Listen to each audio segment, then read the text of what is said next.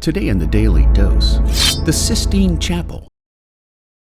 Considered the Pope's personal chapel, tucked away inside the Apostolic Palace in Vatican City, Italy, the Sistine Chapel takes its name from Pope Sixtus the Fourth, who built it between 1473 and 1481.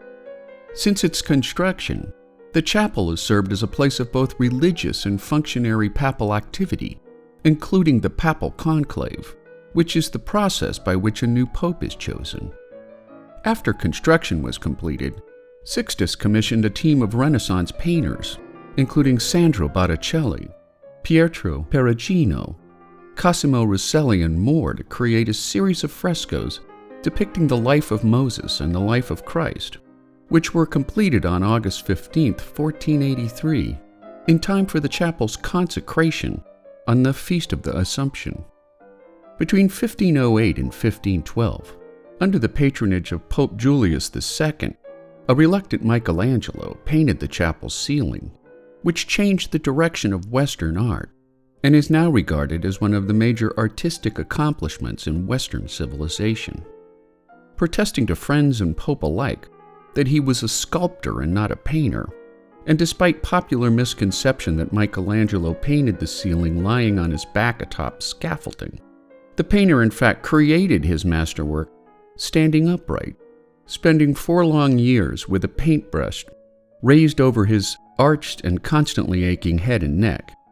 Working on the Sistine Chapel was so unpleasant that Michelangelo wrote a poem about it, recounting how his face makes a fine floor for droppings, while his spine's all knotted from folding myself over. He ended the poem with an affirmation that he should have kept his day job, which was building a marble tomb for Pope Julius II, adding, "I'm not in the right place. I'm not a painter." Nevertheless, his completed masterwork sports more than 300 figures, with a painted surface area of 131 feet in length by 43 feet wide, which works out to a staggering 5,000 square feet of frescoes. Michelangelo returned to the Sistine Chapel from 1535 to 1541, painting the Day of Judgment behind the altar of the chapel, which depicts the second coming of Christ, as described in the Revelation of John in the New Testament.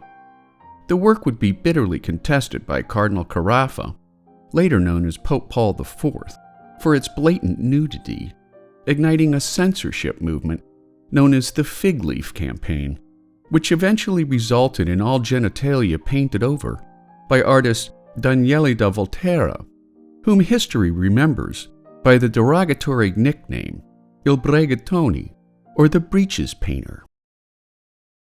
And there you have it, Rome's iconic Sistine Chapel. Today in the Daily Dose.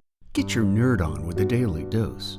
And if you enjoyed today's episode, share the link with a friend or colleague so that they too can learn something new every day.